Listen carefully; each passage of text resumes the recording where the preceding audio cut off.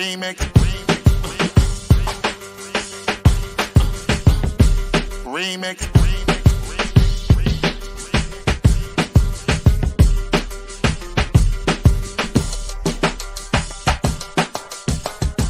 Remix. Remix.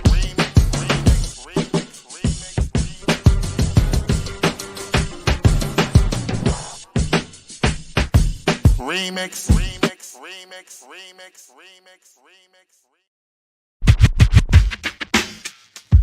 Oh,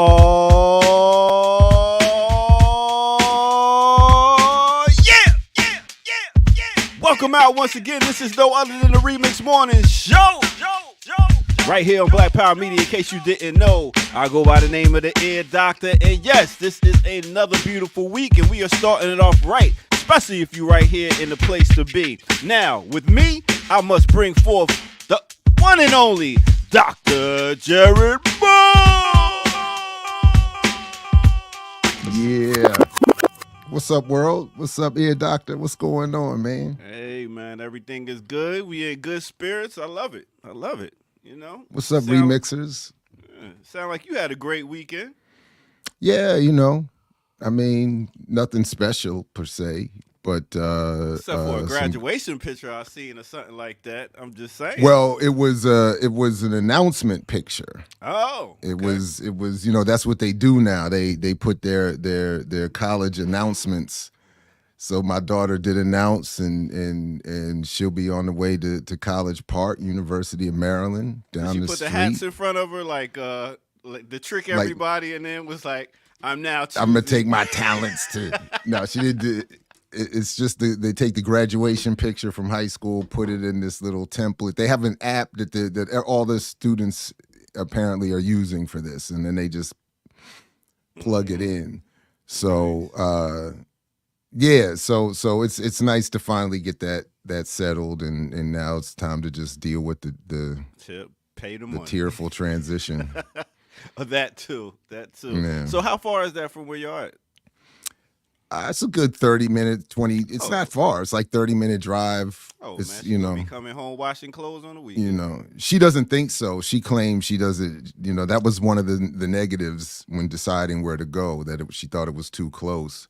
And I said, you think that now, but wait till that Right. wait till that meal card run out. Wait till that. Facts. You know what I'm saying? Wait till that laundry piles up.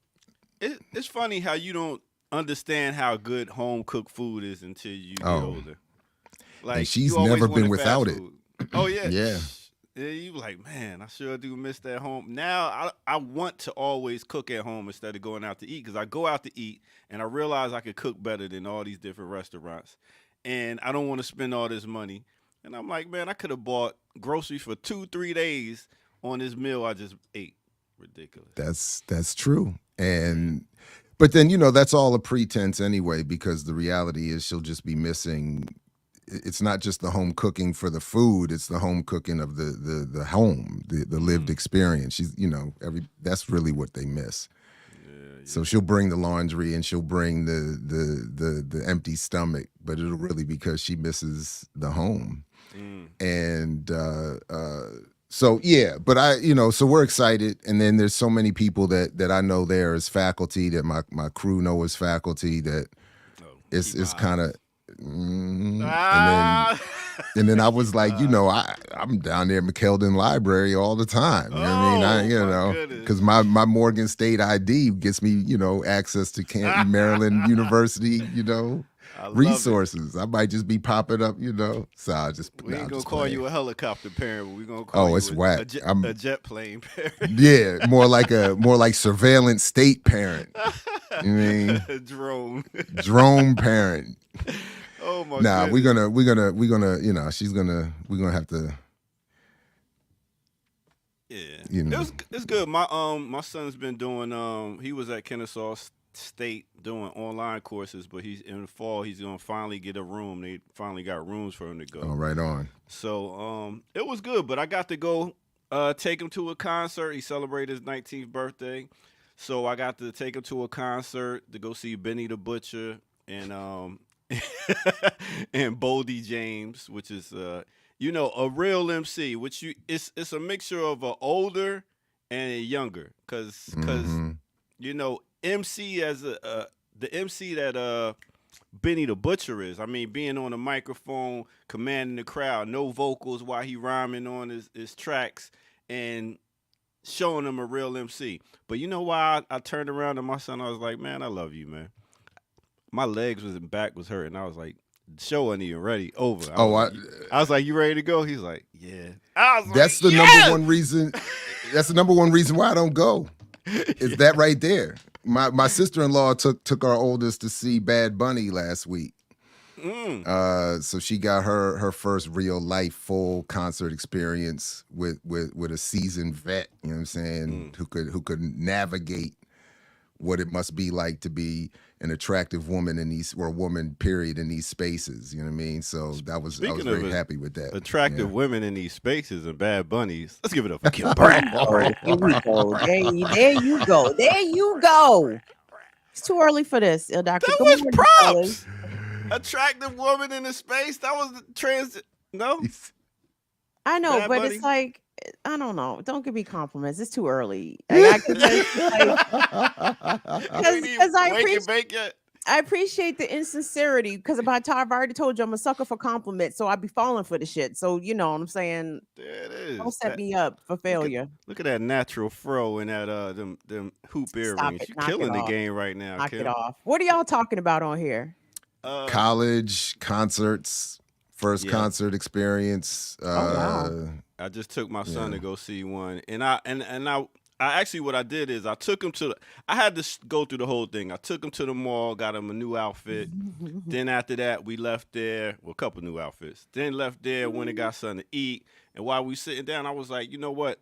This is something I never got to do with my father. So I really appreciate the fact that we're able to do this, because he listened to jazz, I listened to hip hop, and then losing him at an early age, I never got to do a lot of stuff. So I was just like, for us to do this right now is everything.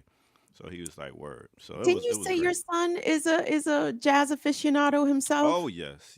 That's all you listen to. Look at how it comes around, right? Look at that. That's beautiful. So it was a good weekend, and then I got to do a wedding with a bunch of white people with glow sticks. I'm a That pony. is hilarious. I'm a pony. I'm a pony. Yes. How was your weekend, Kim?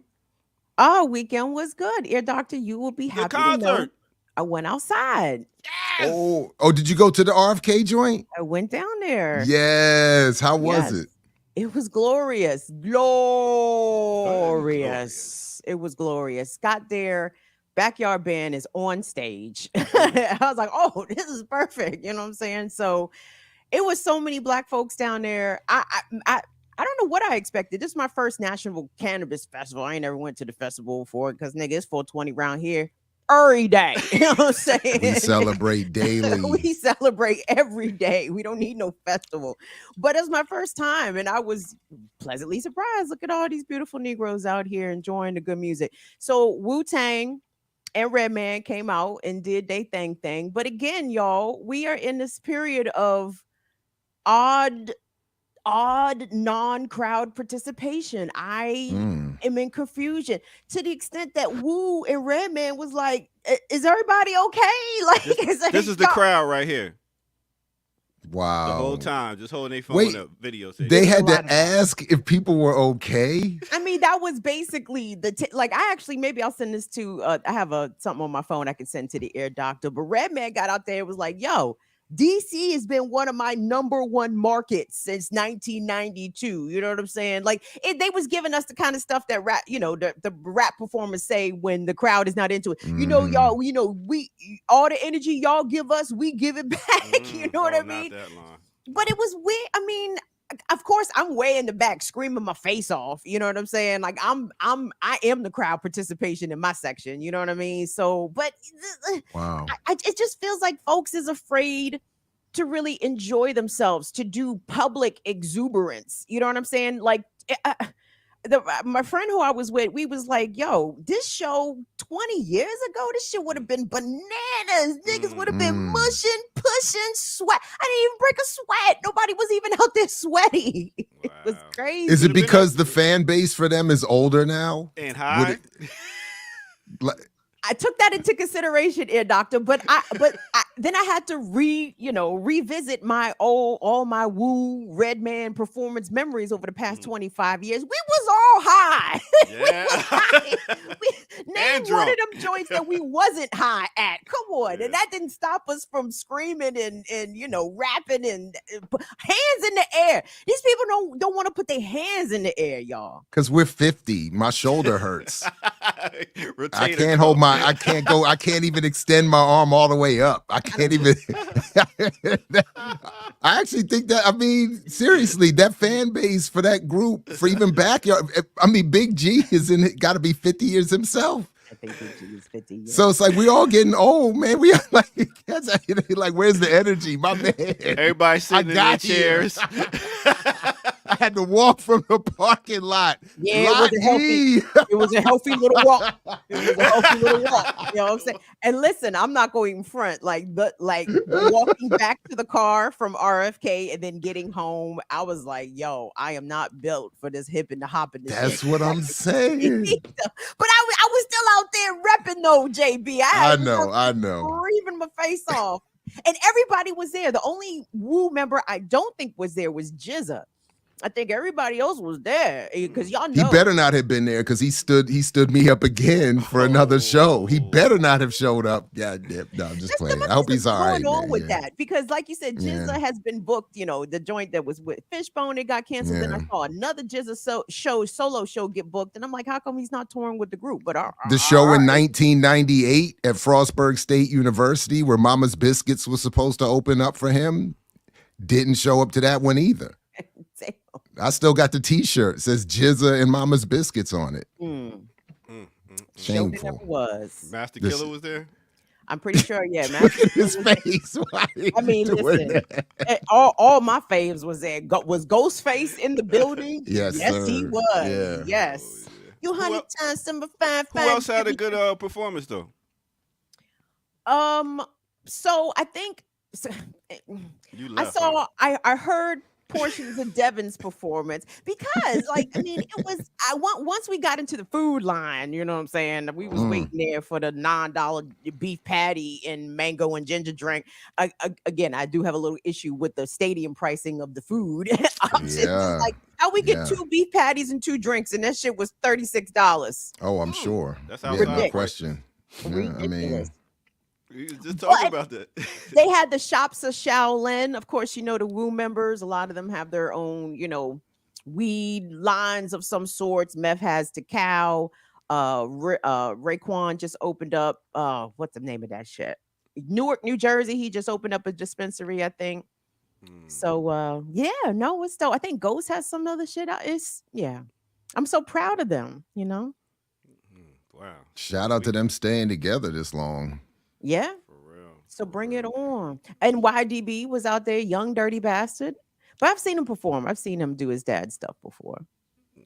It's crazy that it's still so strange that Old Dirty Bastard is not here. You know what I mean? Like he's such an integral part of the sound. And it's like, damn, not only is Old Dirty not here, Old Dirty has not been here for a long time now. So speaking of, when I went to take my son to go shopping, he got 2 shirts. He got an Old Dirty Bastard shirt and he got a Biggie Small shirt. I was like, this dude, man. Look at you. I'm very impressed with your parenting out here, Doctor. Listen, man, I just do what I would want to do, have done to me if I was a kid. You know what I mean? So, no, finish that. My bad. That was it. Well, I was going to ask Kim how she would feel when Drake does his next track with ODB, AI ODB. No. When he brings ODB into the next round of beef with Kendrick, Tupac. Who else? He brought somebody else. Tupac and Snoop was on the track. Oh right, but at least Snoop's still here, but he still AI'd his voice. I don't dig that. Like I didn't dig the Ready to Die, the remastered version with all the, you know, they took Biggie's verses and added them with some other joints, even though a couple of them joints did bang, but as a concept, I don't like that. You know what I'm saying? Like, don't recycle someone that's not here's art that they didn't themselves get to complete. They didn't approve or disapprove their usage of this. No, like do what they did with Pac shit. You know what I'm saying? If he got some stuff, still in the vault. Yeah, go ahead and let it out. But don't AI nobody. That's but see, Drake is a cornball, so that's what a corny nigga would do. So I mean, let corny niggas be corny niggas. I know who ain't corny. Come out, okay, frankly. Hey. You thought I was gonna say I know a cornball. You can go many ways. You can go many ways with that one. I appreciate it. I'm going to be nice to you for like 30 seconds. Well, get your mic where it's supposed to be, and then we. Ooh. I thought I was going to ask about how would Kamau feel about an AI activist speech. It's coming. If they AI Kamau, they're like Kamau couldn't make it, so they just do boop boop beep boop boop boop. What would Kamau say against Cop City? Boop boop boop boop beep boop beep boop. That would be cool. Oh, I mean, it's better than what I've heard some people do. Oh damn! They need AI. It's Tuesday morning. It's I see this. I'm like, Tuesday morning. Oh, like, why are you speaking right now? What is this supposed to do? Why are you doing this at a rally? Hiding behind your phone talking. I never understood that. And again, it's a different generation. Hey. But yeah, I saw somebody do an interview, like a cop said, I'm not going to say where, but not in Atlanta. And they did a sit-down interview, and I was judging. I was like, really? That's like, come on now. You gotta get your facts up or get your rhetoric up or something like that. They were like humbling and bumbling and stumbling. And again, they might be, we've all done that. So, but I wasn't pleased. However, we all got to go take an arrest. Take a what? We got an arrest. I feel like we all got to get arrested. Nah, I've been there. Palestine thing. I think we gotta go. Do we have bail money? Listen, I'm not saying this knock over a liquor store, motherfuckers. No. Well, no. That's not what I took it. I know Jared been arrested. I do have a another arrest. We all have to take another arrest. Jared Ball and face real felonies out here. Okay. Jared walking in jail. They be like, JB. You saved yourself, son. It's the end of Better Call Saul where he's on the bus and they start clapping. They start cheering for his ass on the way to jail. They like JB's back. No. Finish what you saying. We gotta take an arrest. Go ahead. No, I mean, I'm just seeing all the campus arrests happening. Well, all the campus, like people throwing down. The students are taking it. I mean, I shouldn't say they taking it. They getting arrested. The faculty even went out there. The faculty are getting arrested or taking arrests. I'm just feeling like, we should all take a little rest. I think it may happen this week.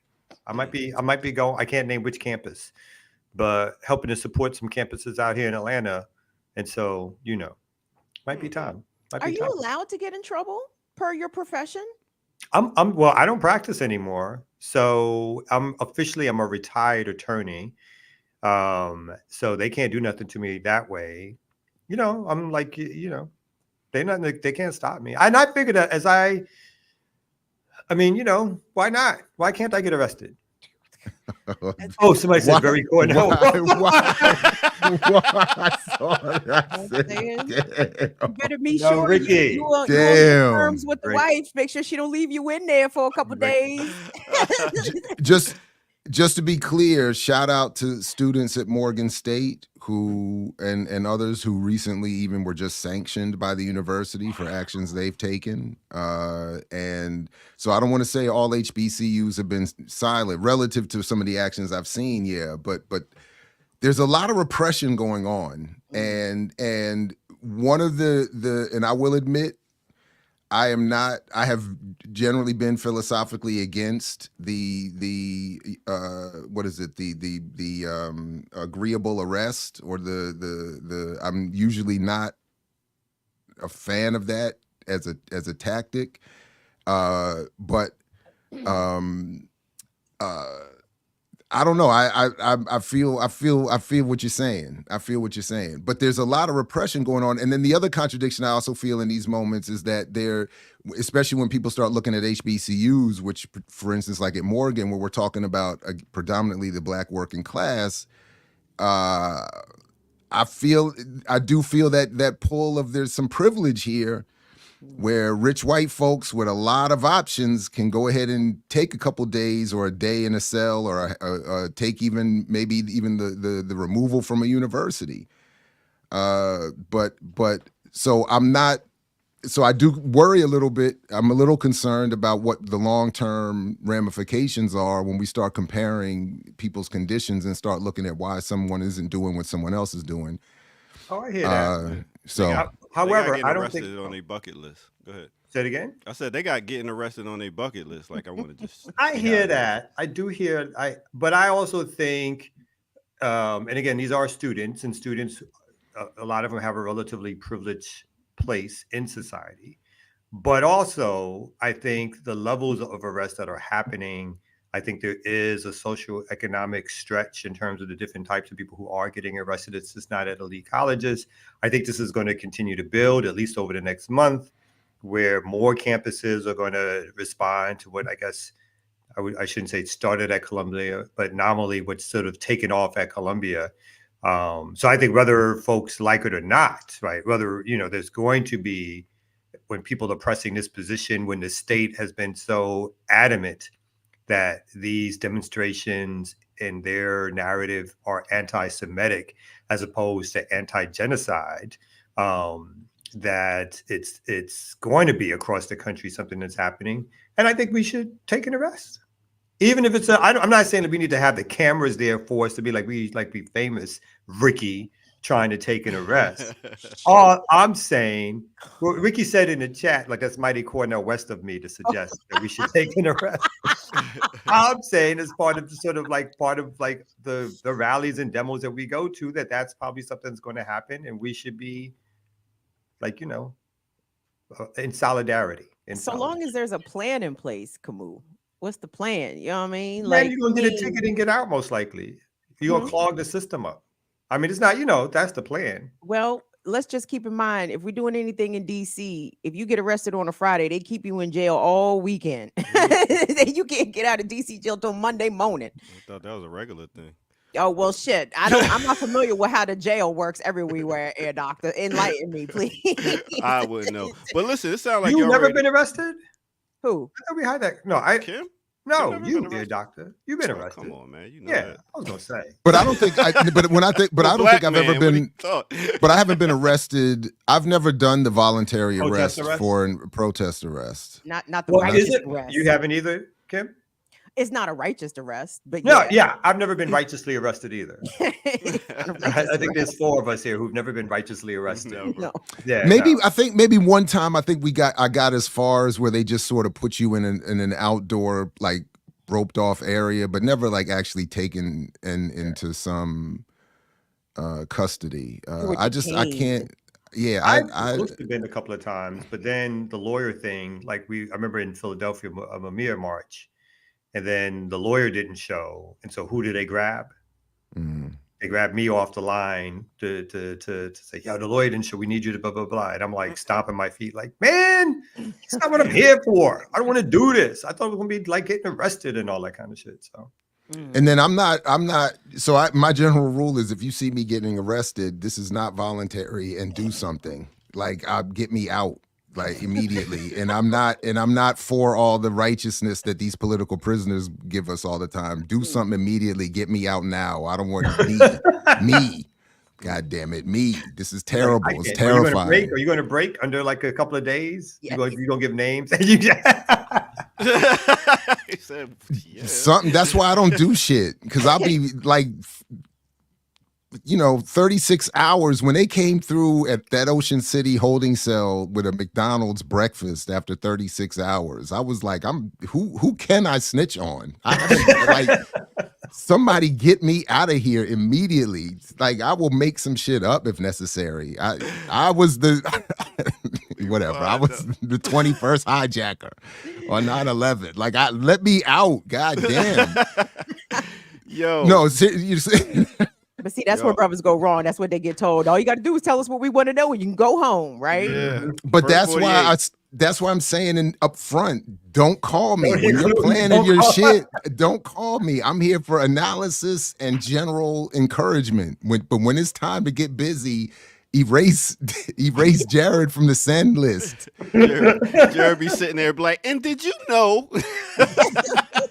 They be like, okay, we're good. No, I got more. I got more. You ain't got all the evidence. I do. I got more. Yo, this is the Remix Morning Show, y'all. We got a whole lot of news. We got a whole lot of great stuff to talk about, so we're going to get to it. We're going to take a quick break and come right back right here on the Remix Morning Show.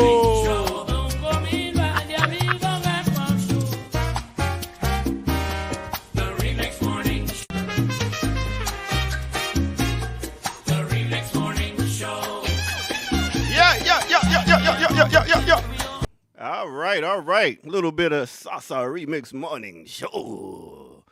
Right here on the Remix Morning Show.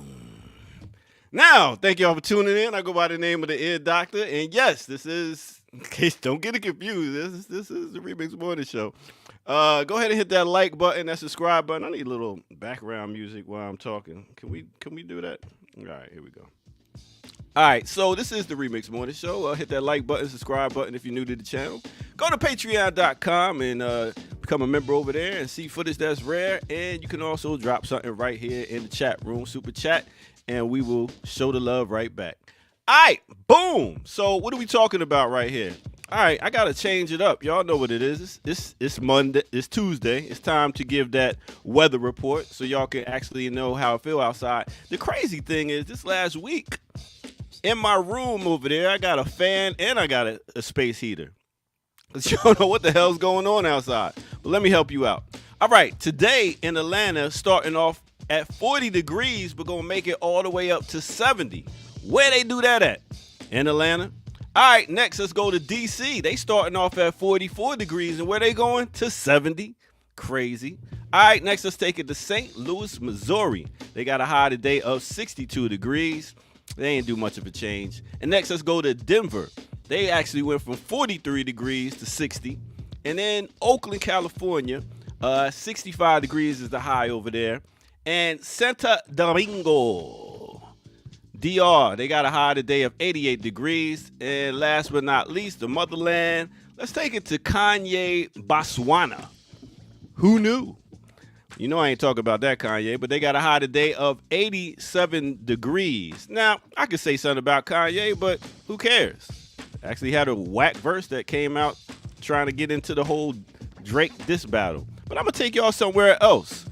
That's right. It's time for some sports. Now, let me break this down for you. Last night, I'm still a little tired because I was up watching the basketball games. We talking about the Lakers and the Nuggets. They went at it. It's Denver leading right now in the playoffs. They got a 2-0 lead. Nuggets won by the last shot of the game, 101-99. And then you had the 76ers against the Knicks, Philly against New York. Oh, it was crazy. Another crazy game. It was 101-104. Tonight, you got Suns against the Timberwolves. You got to check out this dude, Anthony Edwards. He's going against Kevin Durant. Last game, he was calling Kevin Durant. He's like, you old ass nigga, you ain't messing with me. And they didn't. Timberwolves is in the lead for that one. So we got some other good games tonight, Mavericks and the Clippers. But that's what it is. I know a lot of y'all don't care about sports, but it is what it is. So let me go ahead and get back to the Remix Morning crew. You know how we do. All right? Right here on the Remix Morning Show.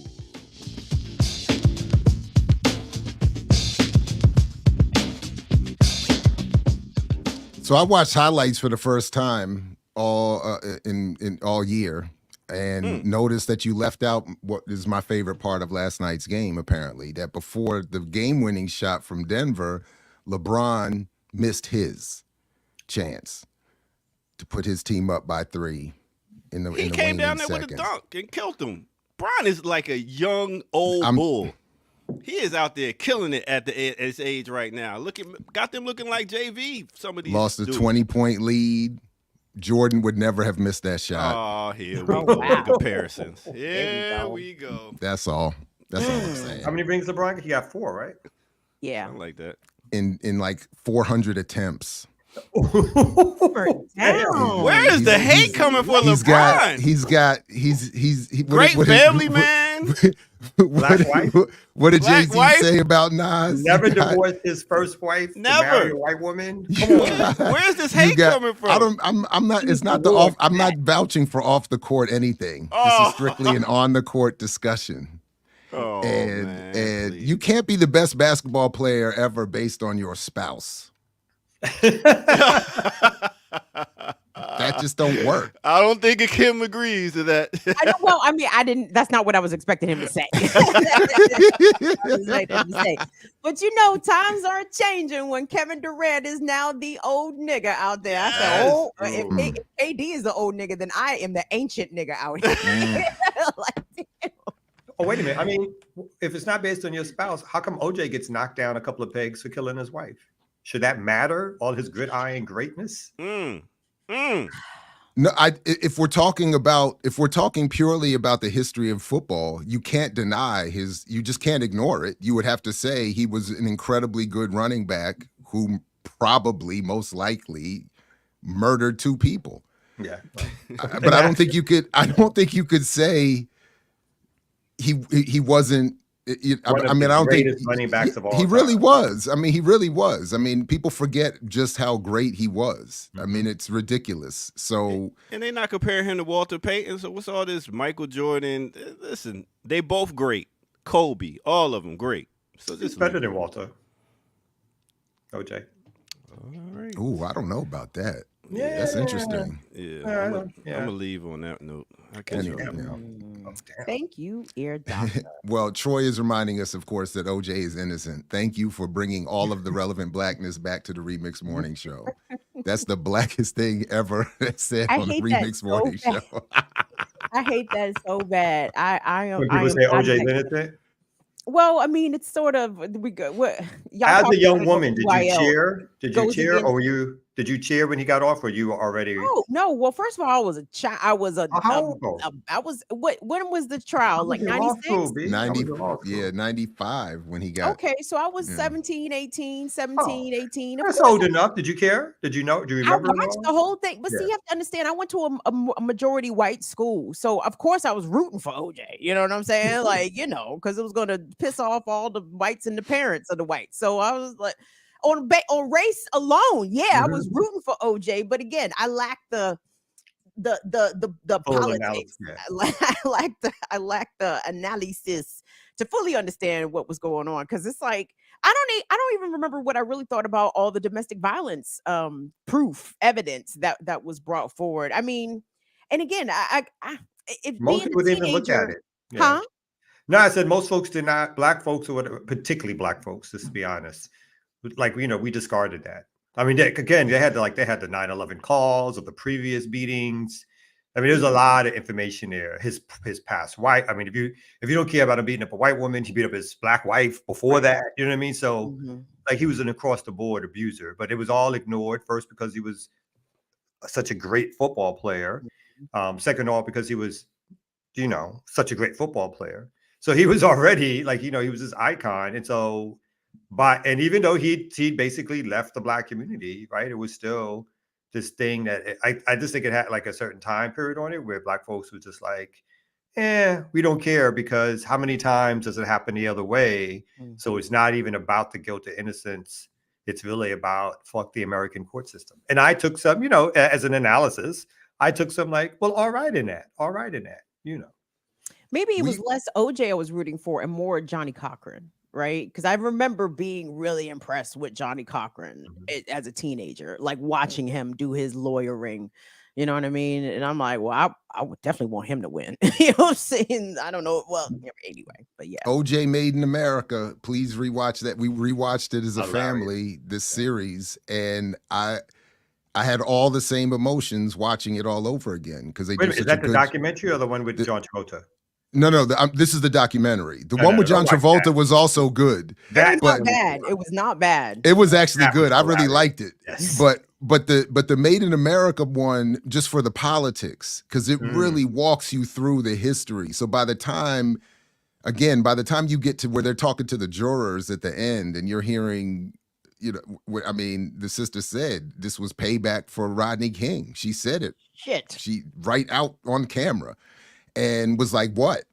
And I felt it. I'm on the same, you know, when you see Ron Goldman's parents crying and all that, I'm like, damn. And you see Kim's family crying, it's like, damn, okay, I feel, you know, I do feel a little like, damn, because they did get, and they show you in massive detail what happened to them. And it's like, damn. But I can't help it. I'm right back to. Dan, it's a shrug. Because it's like, it's just such a small little, not even win. It's just a small little, and when they show the dude, they got him on camera, the dude on the street, the black dude walking down the street, talking to the camera, he's like, y'all see what it is now? Black man got free. That it's like, yeah, it's like, I get it. I totally, I mean, you know, but then they show you when the judge sentences him for the Vegas thing, and she reads out. And we had a discussion in the house about that, because she read out all the charges and 33 years in prison to set it up exactly with the amount of money that he was in the millions he was supposed to pay the Goldmans that he wasn't going to pay in that civil suit. And we all were in agreement what that judge did should have been illegal. I think that's probably why I don't know if the sentence was overturned or shortened, but I think there was something that happened about the sentence. I mean, it was crazy. Yeah. Well, I thought he just got paroled because of whatever. I didn't know it was a response to the sentence. He got let out. Okay. But he did do 9 years. He did do 9 years behind that. And they were like, because even one of his former lawyers was like, that should have been at most 2 years, maybe. I mean, they were like, what are you doing? And she was. So that should have been illegal. And that to me was sort of, and it brought me right back to that initial feeling. See, this is what y'all do. This is what you've been doing. And then so as soon as you had a chance to punish this man for for another crime, you did it. And you punished him. You took your politics, your bias, and punished this man, not for this crime, which was absurd, was a silly, that whole hotel room thing was just embarrassing. And so you, that's why I was, you know, the shoulder, it's like. OJ got 9 years for taking back his own shit.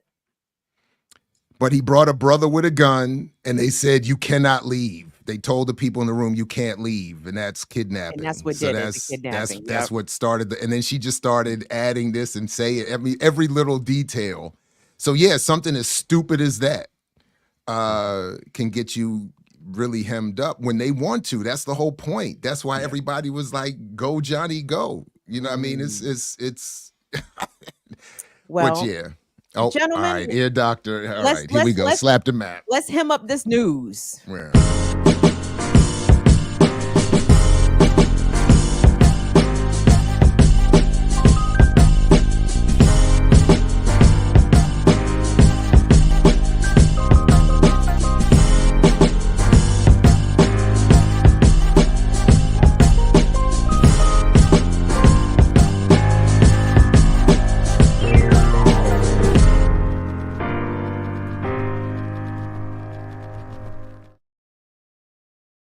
Peace.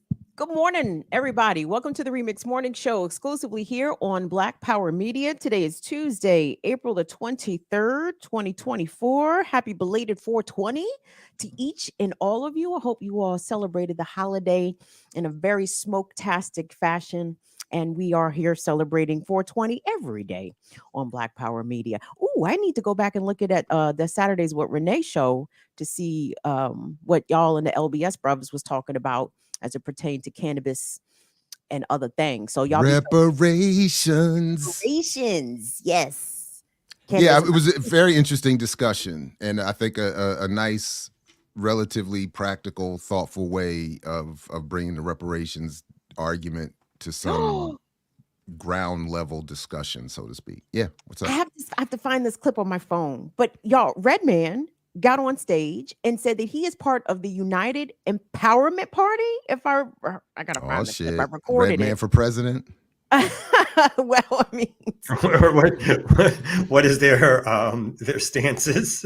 Well, only one stance they're taking. So it seems as though I went to the website and looked. They're for equity in the cannabis industry, which is wonderful and great. But when I was looking at some of their mission statements and such, it was just kind of it was all that, you know, nonprofit buzzy word, you know, equity. We're going to use social justice to get equity, and I'm like, but nowhere does it say black. Like all the imagery, all the photos, all the pictures, it's black people, but nowhere in their mission statement or in their messaging does it say we're doing this for black with a capital B folks. So I had to scratch my head on that one. But anyway, I just wanted to share that with y'all because actually I would like to see if they could come on and talk to us, Red, especially about whatever it is that they do. I was going to say, it doesn't matter what as long as we can get them on the program, you would be happy. Hey now, that would be awesome. What we need to start doing is getting relevant platform credentials for from backstage journalism interviews, get on press row, so to speak. I think you're right. And then we just put Kim on the Red Man tour contingent. You know, like when they have journalists follow someone on their campaign trail. Kim live from Red Man's campaign bus. Live from Red Man's bedroom. Hey. I kept it to the bus. I kept it to the campaign bus. Sorry. To the campaign bus. I have already established this. If I did not slingshot him to draws, but I thought about it. I did think about it. She pulled back. I thought I had them joints. She just didn't let go. I did think about slingshot him in the drawers. Now it did cross my mind, you know what I'm saying? But Red is a respectable fellow out here, you know what I'm saying?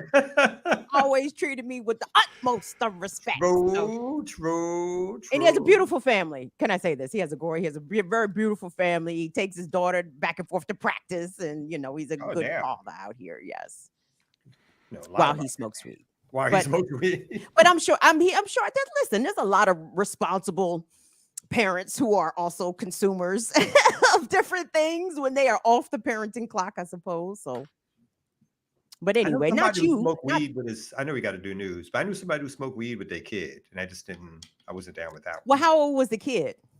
Like 19 or 20. Oh, well, that's an adult.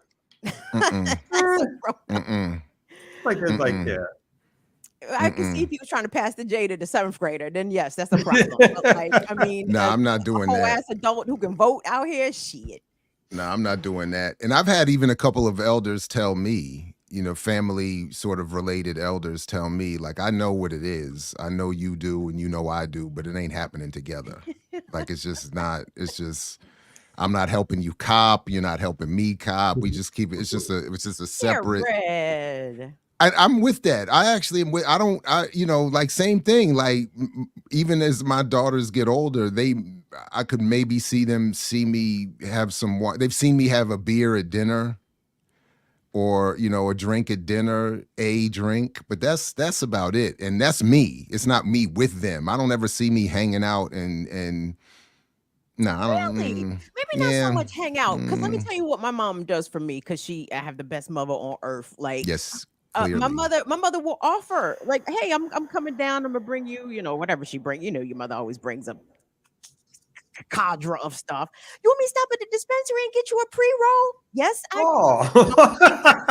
Thank you so much. Do you know how kind and generous that is? And my mother will buy me weed. Do you know the conversations I would have with Kim from 1997, and she would not believe me? But like, no, for real, in the future. Guess what? That's usually the biggest problem because parents be like, I don't know where you got it from. Your parent knows where you got it from. She went and got it for you. And I told my son, I was like, listen, if you ever smoke with me first, and we're going to be at a house and we ain't going to go outside or nothing like that. We're going to just chill so you can understand. I'd rather do it with him. How old is he? He's 19. So you think he hasn't smoked yet? He hasn't. He still ain't getting no cut. So he's an inside kid. Doctor, don't you probably putting the boy business out there like that. It is what it is. Stop. He ain't get no what? He ain't get no love. Oh, wow, damn, or as they say, as they say in my new favorite series, Shogun, there's been no pillow time.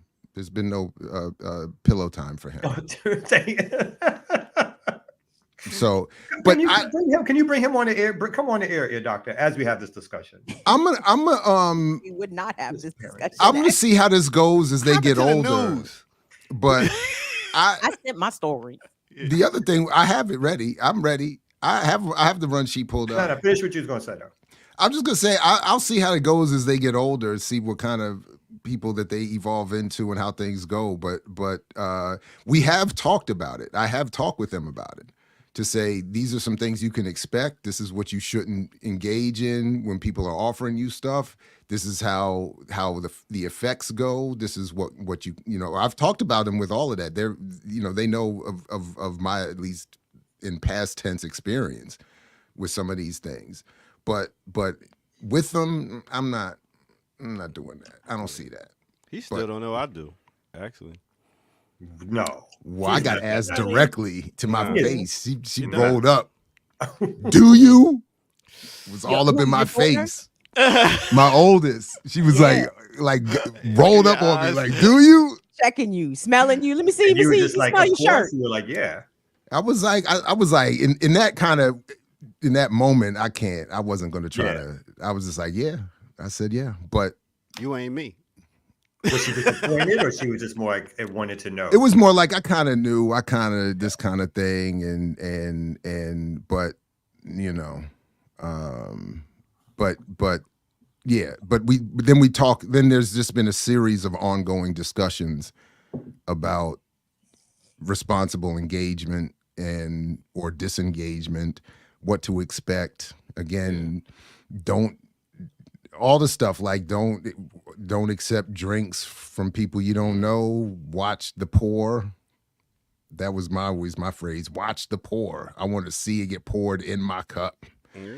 Or do it yourself, or that kind of stuff. And then to say, like, and I would tell her, I've been starting to tell my oldest about some of my tricks that I developed to deal with the social stress of being at a party and people, where's your drink? And I was like, I just get one drink and just have it in my hand all night long. And just people assume you've been replenishing. Like, I would just start saying stuff like that. Just sip it. You don't have to. Tricks. Yeah, just like don't get crazy. And I would tell about when I was bartending and when you can watch people go from sobriety to massive intoxication repeatedly, it starts to, wake you up to what you're really experiencing and what you look like to other people. And, to maybe take it a little easy. And of course, the threats women have to deal with, my niece was at Yale and they tried to put something in her drink and take advantage of it while she was there. So my cousin, really, I should say. So yeah, just we talk about it, but the paired partners, we're gonna partake together. No. Yeah, I would just rather me see him do it, and at the first time, like he even told me, he was like, when we was at the concert, they were smoking mad trees, and he was just like, I prefer the '80s weed that had the seeds and the sticks and the stems in it because I don't like how loud it smells. Cause see, in high school, a lot of the kids go to the bathroom and smoke weed. So he smells it all the time, like when he was in high school. But he was like, I don't like how that smells. So I was like, and then I thought about it, I was like, damn, we supposed to eat fruit with seeds in it, but nowadays we smoking weed with no seeds. They're getting the bathroom smells with it. I don't agree with that at all. Keep the seeds and the stems. Because my oldest says it all the time. I go to the bathroom and it smells like poop and weed. Ew. And I'm like, yeah, that's gross. So don't blame that on the herb. Like, that's not the herb's fault. He said he liked the 80s smell weed. If you know about the 80s smell of weed. Exactly. So you think this doesn't know you smoke though? Nah. It's written all over you. I mean, What do you mean? all over your face. I barely smoke now. I haven't smoked in like 4 days. You don't have to 4 days. We're 4 days. That's long, ain't it? I didn't think I was gonna say 4 months. I mean, it's long for me. Exactly. For regular weed smokers, 4 days is a long time. 4 days, dog. I mean, that sounds like you on punishment. Yeah. Like, I just haven't. Are you a withdrawal? I just haven't had the urge. I really haven't had the urge. I guess I'm getting older. Who knows? Anyway, get to news later. Let's get to Good the for news. you. Thank you, All Ear right. Doctor. That's Anybody the Ear got somebody want to Doctor. start? I Yeah, go ahead. do. Any Mhm. any one of those TikToks I sent y'all. All right, I got it. I Uh, got you. so I let me got you. know. It doesn't matter which one you play, actually. Well, I'm just going in order. So One of let's them's see. informative, one of them is silly. All right, hold on. Wait, why is it? Remixers. We got Jared Ball. We got Kamal Franklin. My Here name we is go. Kim Brown. Please like the video, share, subscribe. Black Power Media. We're well over 38,000 subscribers on the channel. Thank everybody for tuning in, checking out, sharing, and joining into the conversation. So is this Kibbutz Kibbutz Blinken? Blinken, yes. Okay, let's take a look at this, y'all. You guys, the guys. This is some important stuff. Important. I'm coming to you all with breaking news. Breaking news. People are trickling in. Let me wait for some people to come. Breaking news. Breaking news from Kibbutz Blinken. Whoever of you all put Kibbutz Blinken on Google Maps, I love you. Kibbutz Blinken is officially a location on Google Maps. Watermelon earrings? Really? And we are getting 5-star reviews. So I'm gonna need all of you to get onto Instagram or Google reviews. Let's see how many we have now. So these are the people that are camped out outside of Anthony Blinken's house in Northern I'm gonna Virginia. need everybody to get onto Google Maps and to leave a 5-star review for Kibbutz Blinken, please. I don't know who the heck set this up, but I love you all. When you type Kibbutz B into Google Maps, it auto suggests Kibbutz Blinken with Blinken's address. Whoever did this, your troll game is $1 million. Your troll game is $1 million. Like, you deserve 1 million gold stars if we were still in school. I don't know who did this, but y'all are genius. And literally the funniest thing about this is if you go to the maps and you do, how do I go to Kibbutz Blinken on your maps? If you literally look, okay, so here's Kibbutz Blinken. If you do Google Maps and you do a direction, it says a campground and it makes you walk around our partition. You guys, this is no joke. It literally, look, Kibbutz Blinken is actually Blinken's address on Google Maps. And it literally makes you walk around our partition wall to get to here. This is the walking map. You can't make this up. You literally cannot make this up. So before we get in Whoever trouble, did I know this is Timestamp. 5 minutes long. Yeah, I was Whoever gonna did say, No, this, yeah, your you can troll cut game- it. You can cut it. We don't have to watch the whole thing. I just wanted us to get the gist. I knew he was on his way. He was, Now that's dope though. Because they've been out there for months. I almost forgot that there was that I protest. did So many forget, yeah. protests happening that I forgot. And they've tried to move them, but they've moved to a place where they're not, like, I think directly in front of his house or whatever, but they're right across the street from it. So all praises due. That's that's a long-standing protest that, and of course, for those who don't know, Anthony Blinken, the Secretary of State, one of the architects and providers of narrative and safety and talking points for the genocide that's happening by Israel and the United States against Palestinians. And in just the case for Ear Doctor, the watermelon earrings are a way of signifying the Palestinian colors without actually doing a Palestinian flag. Because I think on some social media at one point, they started to try to target the Palestinian flag, and people started using the colors of the watermelon, which are the same, to represent Palestine. So yeah. Thank you, sir. You're so welcome, my brother. Beautiful. Beautiful. And again, Blinken, from even before he was confirmed, was saying, I'm going to use the historical experience of my Jewish people to assure that U.S. democracy is spread all over the world to prevent future Hitlers. So that was part of the context he was bringing to U.S. foreign diplomacy, that everything that is done by the United States is all to the good because it's going to prevent the next Hitler. Little did we know, apparently, we're about to elect Hitler back once again. Either as way. Some are saying. One, Either way. like, Well, Either yeah, way. I mean, right. Well, you have to narrow it yeah, down. Like, exactly. Which Hitler are we There's talking so about? many. Right. My apologies. Sorry more than one about that. Hitler on the ballot, Yeah, unfortunately. Right. So yeah. Okay. Well, shout out to Kibbutz Blinken.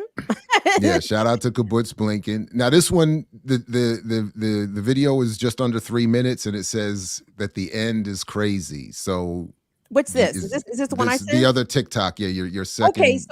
Okay, so this is the silly one, guys. So Okay. please don't judge me too harshly. I hope I sent the right clip. But I appreciate this. If this is what I think it is, I appreciate this brother's transparency. Let's just put it that way. Daryl C. Vega, is that the? Yeah. Okay. Here we go. A Houston man says he got tired of getting rejected on Tinder, so he decided to try a different approach for a chance at finding love. This resulted in his now viral video, which has more than 22 million views on TikTok and is drawing mixed reactions. So the type of woman that I'm looking for, she has to have a car. Car is a very important requirement because I don't have any car. So you can't have two people that don't have car. We'll just be walking everywhere. And summer has started already, so the weather is getting very hot. We need a vehicle. A house also, no rental. I don't want anybody that is renting anywhere because I can't be renting and she also will be renting. She has to have her own house that we can move into. So I could do bad by myself. Invariably, money, she has to have money too because you can't have two people that don't have money. That way she can help me invest some of her money. And all locations too. I'm looking to, as long as it's I don't want any cold locations. So nobody from Russia, nobody from Canada, nobody from Canada should email me, please. WKYB's Shonda Jones has the story. We met up with James Obie at his Houston home, who says he has been inundated with messages and marriage proposals from all around the world. Has been overwhelming. The women want to finish me. They want to finish me with email. The response has been overwhelming.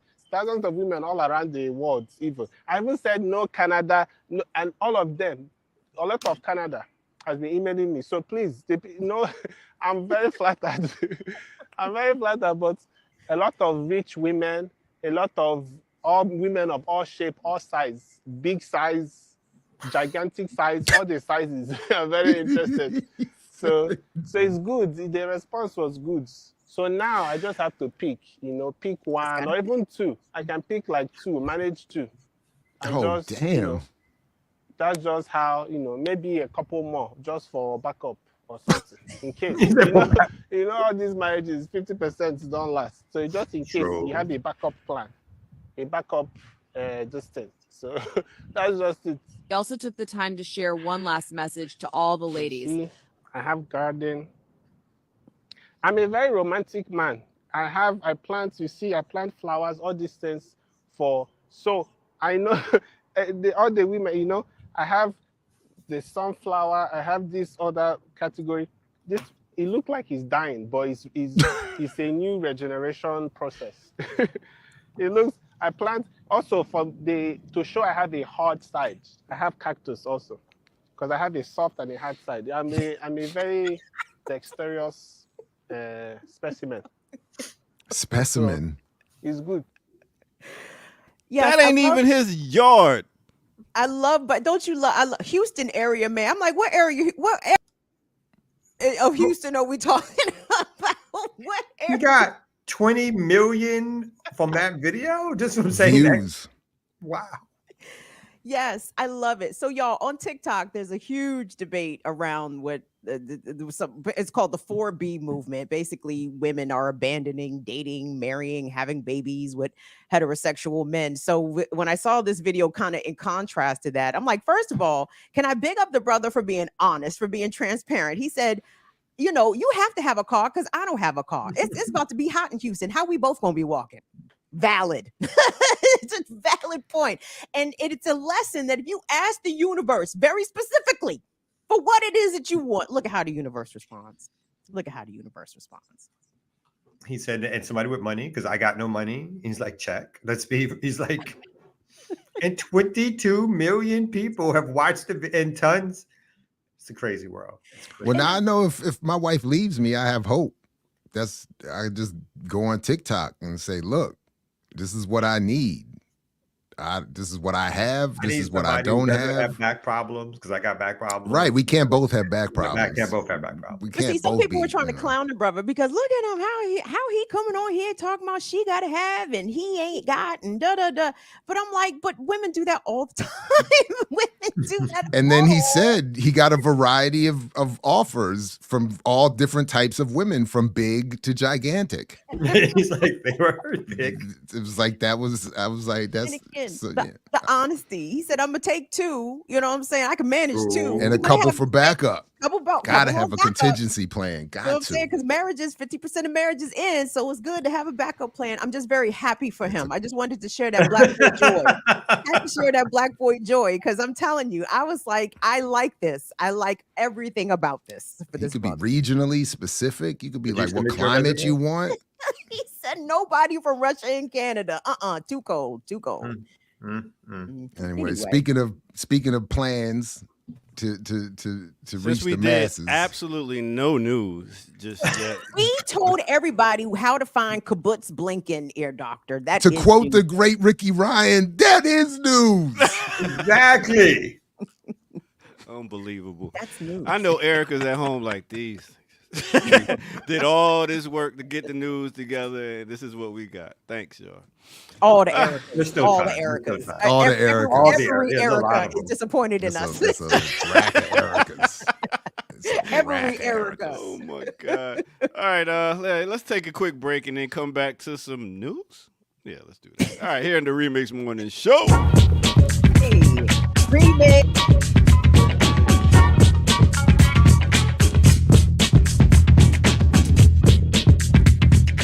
What's good, everybody? Welcome out to the Remix Morning Show. I go by the name of the Ear Doctor, and yes, this is Black Power Media. In case you didn't know, and go ahead and hit that like button. You new to the channel? We got 617 people watching live. If you're new to the channel, hit that subscribe button so you can know when this show comes on every Tuesday through Thursday, 8 a.m. to 10 a.m. and all the other dope shows right here on this channel. All right, boom. I talked about Patreon. Yeah, go there too. All right, so what we're doing right now is we are giving our artist spotlight. I had to go to the record store and go dig in the crates. And who did I find in the crates? No other than the Tribe Called Quest. That's right, coming straight out of Queens, New York, back in 1985. You got Q-Tip, you got Phife Dawg, you got Ali Shaheed Muhammad, and you got Jerobi. Yes, they are the pioneers, as some would say, of alternative hip-hop, merging jazz with hip-hop, influencing everybody to be like, yo, we got to get these samples, we got to get this whole vibe that's going on right here. Now, they was originally part of the Native Tongues that started in 1988, but they was the biggest and most popular group out of the Native Tongues to sell. Their first album was People's Instinctive Travels and Pass the Rhythm, and this was the first album to get 5 mics in the Source. Now, you know the Source magazine with the 5 mics, that was a big thing. So they was the first to get 5 mics. That is a trivia question in case you want to remember it. And then they came out with the Low End Theory, then Midnight Marauders, Beats, Rhymes, and Life. And then they broke for a while, came back with the Love Movement, brought in Consequence for Beats, Rhymes, and Life. And then after Phife made his transition, they came out with the We Got It From Here, Thank You For Your Service.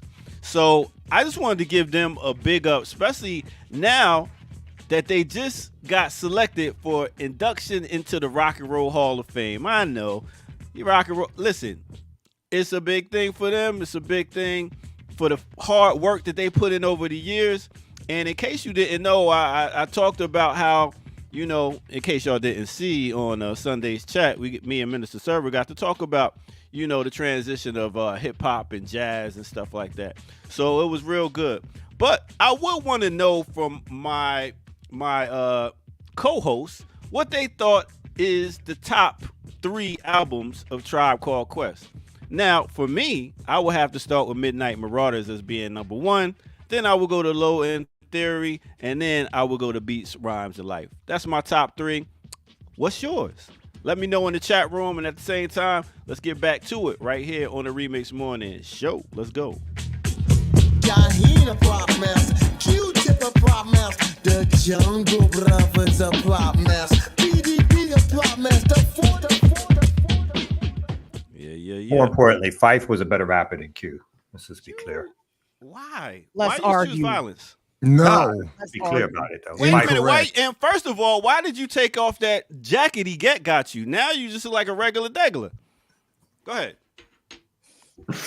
Come on, Yeah, I Fife don't had the agree more with memorable rhymes. Fife was more the hype man. Fife Dog made Tribe.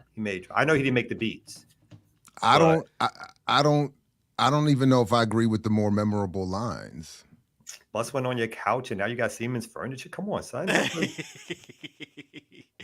name. Lies, but relax. No.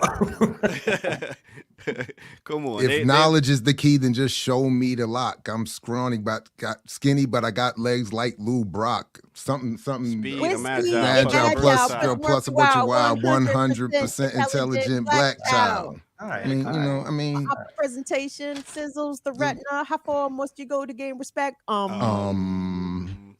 on, man. but I do disagree. No, my bad. Go ahead. Industry rule number 4080. 4080, the number one line ever. From me. That's But also, I do disagree with Ear Doctor that I actually think the last album they did is in their top 3. I would go Midnight, Low End, and then I actually think that We Got It From Here is a very, very good album. And I like the way they incorporated Fife. I like the way Jerobi got in there and came with some bars. Jerobi was spitting on that. They got Busta back in there. There's a lot of good production on it. Andre rhyming, not flute playing. All due respect, and yeah. So I actually like that album a lot. It's a good way they went out strong for a final album. Top 3, Kim. I can't disagree with your ordering there, Ear Doctor. I'm with you. Midnight Marauders first, Low End Theory, Beats, Rhymes, and Life. I would ask Kamal, but I doubt he knows. Does he know 3 Of course Tribe he does. albums? I know the 2. I know the 2. I was like, okay. 2. I got 2. Midnight, yeah. It's all good. We still like you. No, Midnight Marauders was crazy. Oh, absolutely. Yeah. And I didn't realize it wasn't until much later. And it wasn't until I actually had a conversation with Q-Tip that I didn't know that he was the one who was behind most of the production. I had no idea. I guess because I saw Ali Shaheed Muhammad standing behind the turntables. I figured he was the producer. I did too. But no, that was Q-Tip digging in for all them samples, all that amazing production. So to counter Kamal, I have to give the edge a little bit to Q-Tip, even though I'm a tremendous fan of Phife Dawg and his rhymes, because Q-Tip was coming with the rhymes and the production, Jody. Now, my one meeting with them, shout out to my man Big Rose for arranging he was the campus events coordinator. So whenever folks came through, like the Fugees, although I didn't know who they were at the time, so it didn't matter to me. I was kind of like, but which was a huge missed opportunity looking back. But Q-Tip wasn't. They were in their beef era. They weren't friendly. The 3 of them stood at separate ends of the green room. Oh, damn. Yeah, Q-Tip wasn't friendly or talkative at all.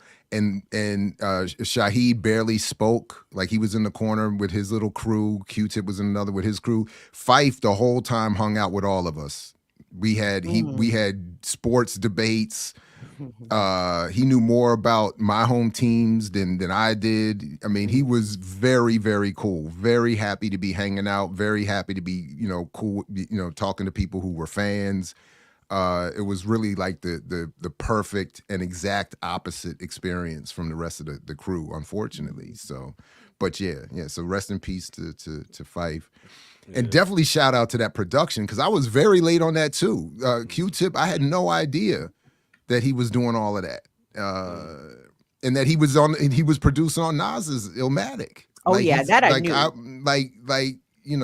A song or the whole album? He produced the album. No, not the whole. Was it One Love? What was the joint? One Love. And then he had the joint on Mobb Deep's debut album, Drink Away the Pain. Yep.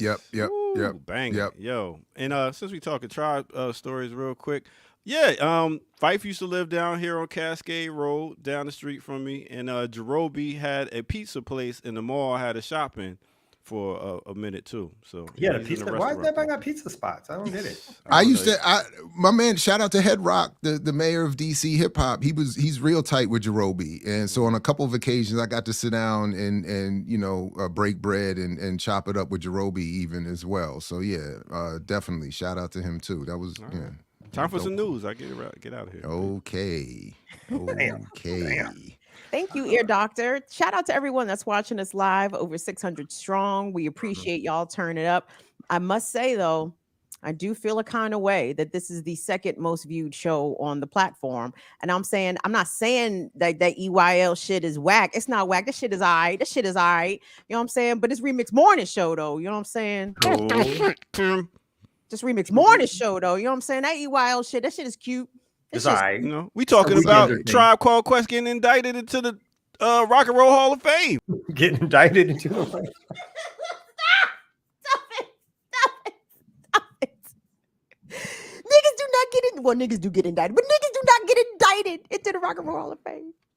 niggas I both wonder- get indicted and inducted. You know I that. was going to say, is there an indictment Hall of Fame? I bet there is an indictment Hall of Fame. You get indicted into the indictment Hall of You can Fame. be both. You can be both. But I'm with that, man. Man, bump them EYL fools. Remix is what Ooh. it's at, man. You know what I'm saying? You know what I'm saying? You You know what I'm saying? plus EYL is just once a week. They're Exactly. whack. They can only handle it once a week, 3 times. It's wrong remixes 3 I'm times. doing it in the EYL. I'm looking at the live channel. And it does say 700, 800. What? What? Who is gaming the algorithms? Who? Cool. It's the beef. We just have to have one good argument on the One more. remix, and it's over. I think we've calmed down on our beefs. I wonder Yeah, why. we too, But we've we calmed too, down on we our too, beefs. we too, Cordial. Illegal. Yeah.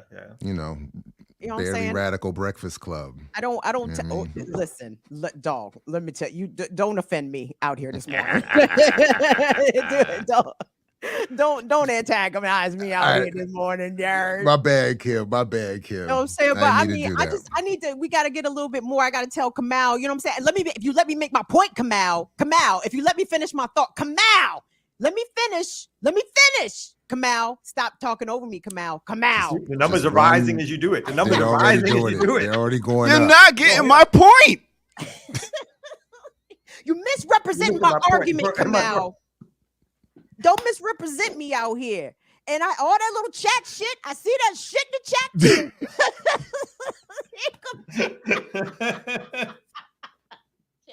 That is my favorite Jared moments when he goes, "You are misrepresenting my point. You're missing my point. You're missing my point." That's my favorite moment. You never know what's going to come. But he's like, "You're missing my point," and the frustration, the blood that goes to the head.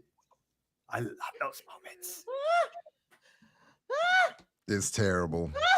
All of you are terrible. That's why. That's why we don't have nice things. That's why we know that. That's why we don't have nice things. Don't misrepresent our point, Jared. Don't You're not misrepresent our understand. point. Don't misrepresent. It'd be frustrating though. I'm trying to be clear. I'm trying to make my point. You know what I'm saying? You know what I'm saying? All right, so do we have any news? Listen, I do have a news. I have so I wish I wanted to have more, I'll admit, but I don't. So I'm going to just pull this part up here that Erica has for us, that a man dies after setting himself on fire outside Trump hush money trial in Manhattan. Died. Did they? I'm sorry. Go ahead, read it. I'm like, I saw that, and I'm like, why did this man do this? So that is the good question, Kim. So I don't know how far this story goes, but I was sent, and I haven't had a chance to, and I can't even find it. I was looking for it since we started the show, and because I can't always remember where these things are sent, but I will continue to look and we'll come back to it. But I was sent his statement, and his statement. And the reason it was sent to me is because they thought I would appreciate the fact that a lot of his statement as to why he did what he did to prove that we are in a complete global Ponzi scheme is that he uses the cryptocurrency Ponzi, the global cryptocurrency Ponzi scheme as evidence for his broader argument about the whole Ponzi scheme that is the world's whole system.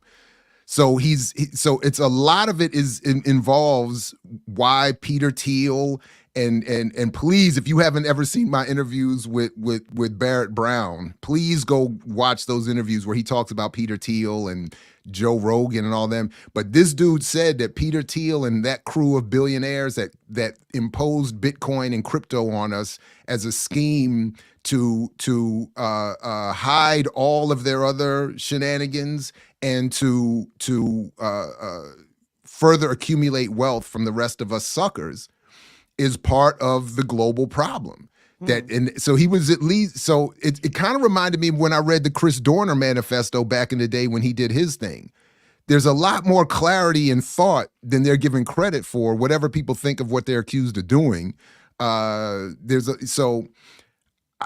don't know, I don't vouch for his old argument, obviously, but I just thought I would share at least that. So it says here, the man who engulfed himself in flames outside Manhattan courthouse where former President Donald Trump is facing a trial over alleged hush money payments to a porn actress has died. Max Azzarello was in a park across the street when witnesses say he flung pamphlets into the air before dousing himself with liquid. In a Substack post reportedly written by Azzarello, the 37-year-old Florida native telegraphed the incident, calling it an extreme act of protest. So let me see. So that's the pamphlet. So I must have seen a digital version of the pamphlet. Right. He said, so the pamphlet seemed to be propaganda-based, almost like a conspiracy theory type of pamphlet, some information in regards to Ponzi schemes and the fact that some of our local educational institutes are fronts for the mob. So a little bit of conspiracy theory going here. Well, that's a little bit unfair to his argument, but depends on which mob. There's all kinds of mobs. Yeah. So that's where the story ends there, that he died. He did die as a result of the 37. That's young. Yeah. And compared to the guy who self-immolated in front of the Israeli embassy in DC, he was also very young. Aaron Very Bushnell, young. by the way, a town in Pakistan has named, I believe, a road after Aaron Bushnell, or a square or some part of the public space after him, for his sacrifice. What are y'all thoughts? I mean, he sounds like a white. This guy in New York outside of Trump's trial, he was a white, Jared Azzarello. You know what? My general rule is when they don't show the face, it's white. Because when they're black or brown, they want you to know who these people are and what they did. So I didn't immediately see a face. I just assumed when I read oh man, where did I put the damn thing? When I read the part of his statement, it read, Robin C is saying, is confirming. The chat is confirming. Yipper has chimed in, so definitely he was white. And Yipper all right. never inaccurate, so therefore we can count on that 100%. 100%. And That's our attribution. That's how we roll here. That's if Yipper says it, it's happened. It's real. Yes, that's it. If we say anything and we can attribute it to the chat. Well, what you mean, Kim? That was wrong. Well, the chat No. The chat said. The chat said. That's as good as any primary source material you could come up with. You could put this fucking chat in LexisNexis out this bitch. You can Right, search exactly. it. You know what I'm saying? It's the new Google. Remix chat. It's like citation. It'll show you how to citate it in APA, MLA, Come whatever on. your preferred That's method. right. You know, So yeah, I thought that it was interesting that he made the connection specifically to crypto, and I mean it was a little more substantive than that story is given credit for. That's for sure. I look forward to the deep dive on him, if there is to be any. I mean, what is his connection to this? Did he lose money in crypto? Like, I mean, I don't know. This is a tremendous act of extreme protest. Like, you didn't just do this because Sam Bankman-Fried got sent to jail. You know what I'm saying? Like, something spurred this. You know, whatever his train of thought was leading up to that. I just can't help but think if and I'm not. It's not, I don't know, criticism, but I can't help thinking that if you're willing to do this, how much more valuable would you be to an organized political movement if you are willing to go to these lengths there's so many things in between this and that could be helpful. Because I don't get, I just don't get that these acts will have the impact that they hope or that they mean for it to. So but because it's such a, I mean, that is, I mean, I'm over here complaining about voluntarily getting arrested in some protest thing. Like that is such an, obviously he said he wanted it to be extreme, but so anyway, thought that was at least interesting. And I'm a little bit frustrated with myself that I can't find where the thing was sent, because whether it was a text or in what social media DM or. It's interesting that the story doesn't even have a link to the manifesto. Because I feel like a lot of these times in order to make you think, to not research or understand the views of people who do stuff like this, whether or not you think their methods are abhorrent or crazy or whatever it is. Like you look at what was the Unabomber, Ted Kaczynski or whatever, who had a thought out ideological idea. Now, again, whether you agree with it or not, you couldn't simply just say that like the motives weren't based on some political / social issue that the country is going through, that maybe the world is going through, that could be worth looking at or reading or understanding or interpreting in some way. But of course, the mainstream media here doesn't want you to think about what's happening in the world in any way in which they tell you to think about it.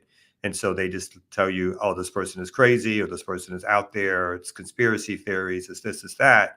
No need to investigate further because we've already told you it's not worth it. Put the link in, let folks read it. Yeah.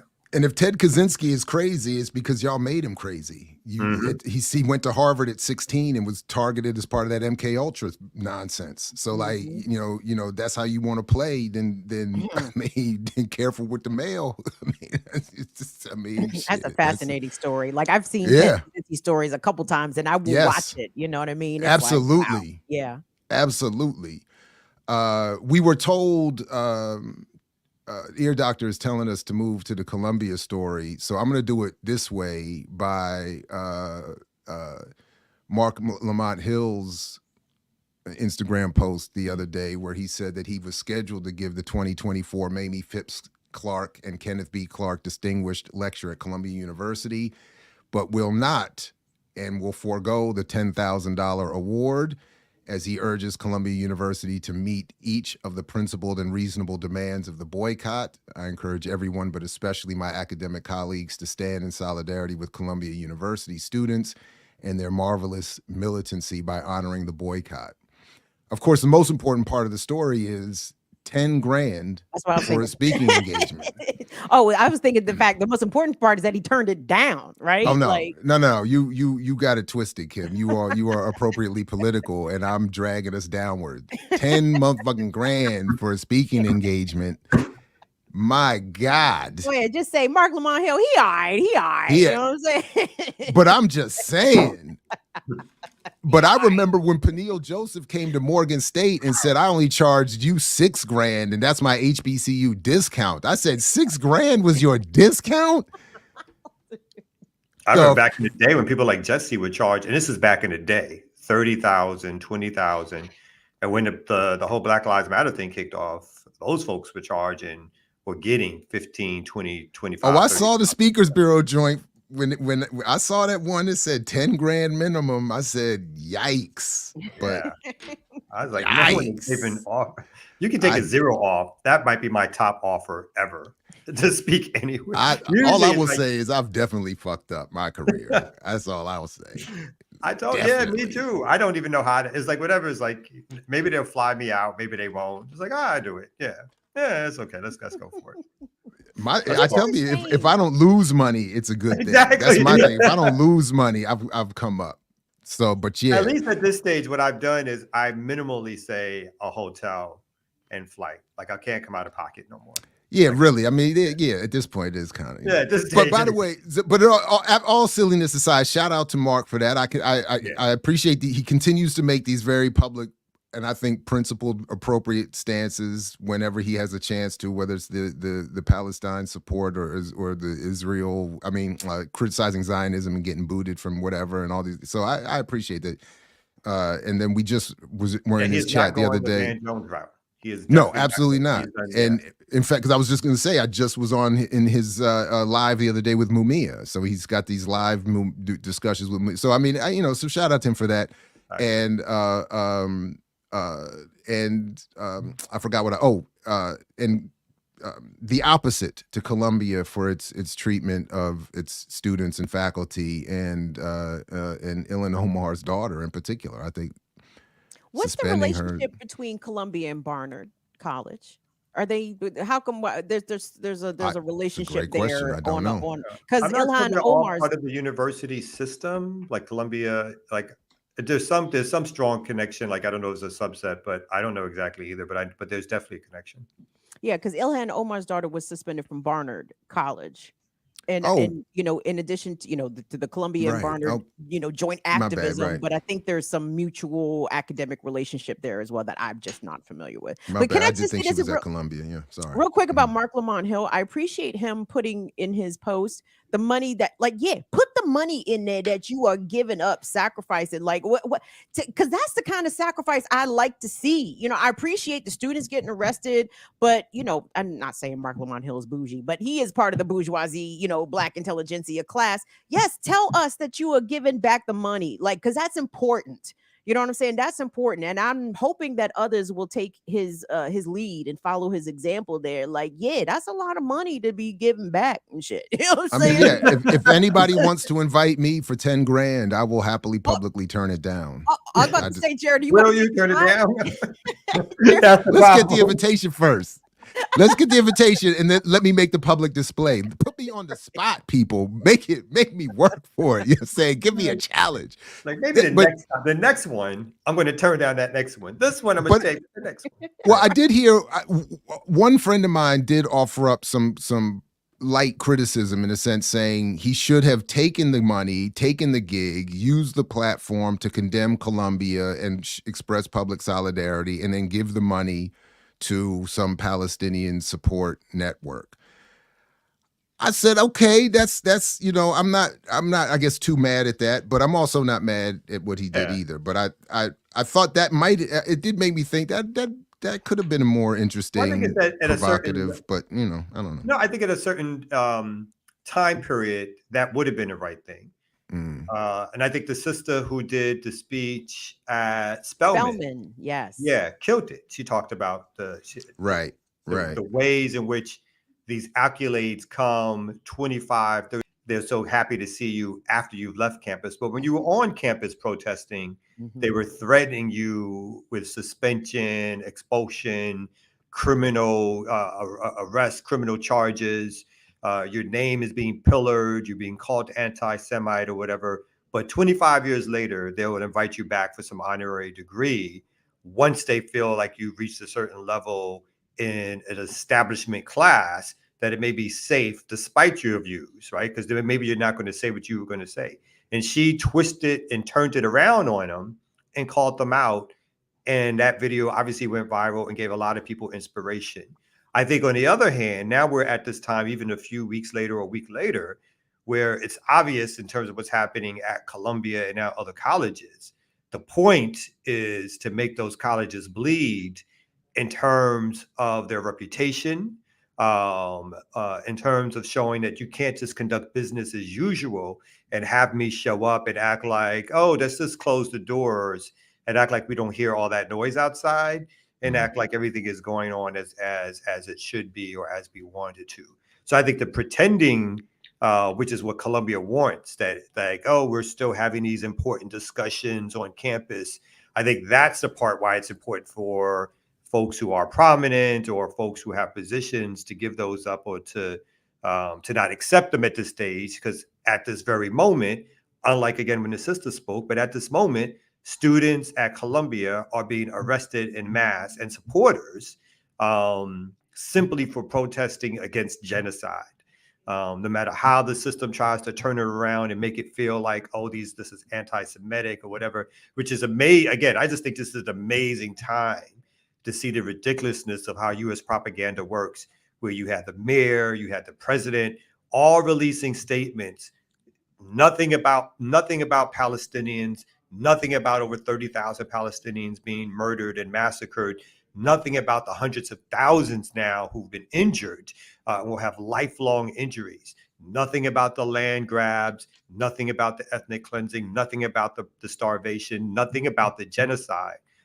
But the two connected things, anti-Semitism and saying that somehow Jewish students are scared off of campus, that's their lead, where the rest of the world is leading with stop this genocide that the United States is paying for. So I think that powerful moment can't be ignored in terms of what's happening. And so that's why I think that idea of not accepting the resources at this time, again, puts the spotlight back on the students, which puts the spotlight back on the United States involvement, which puts the spotlight back on the genocide. So, this is like a time of reckoning. And so it's so good to see. I did a tweet a couple of days ago, just talking about like if the U.S.